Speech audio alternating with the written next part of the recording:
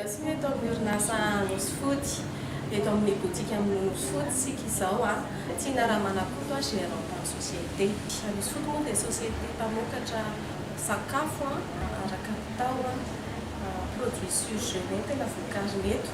Surgelé manaraka ny teknôlôjia surgélation mampiavaka azy dia mitazona tanteraka ny tsiron'ny sakafo ary koa ny valeur nutritionnelle rehetra ny sakafo. Hena tonga dia azo andrahoina na hoe viande prête à cuire tonga dia manampy antsika rehetra amin'ny fandrahoana azy.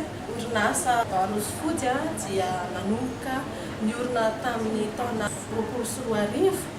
Izany dia ao anaty fiaraha-miasa ny tetikasa miary niarahana tamin'ny PIC izay vatsian'ny banque iraisam-pirenena ary tetikasa ihany koa ny gouvernemanta malagasy.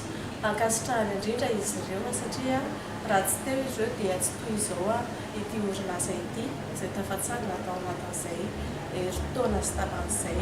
Mankasitraka be dia be ihany koa ny accompagnement izay niarahana tamin'ny CARA izay niantsehatra be dia be tao anatin'ny fanorenana ny orinasa hatramin'ny amboloany ary hatramin'izao eo amin'ny resaka fampianarana amin'ny fitantanana ny orinasa ary koa amin'ny fanaovana serasera ao anatin'izany. Manentana antsika mpanjifa hanjifa ny produit any nosy foty izay tsara kalitao ary manatsara ny fiainantsika.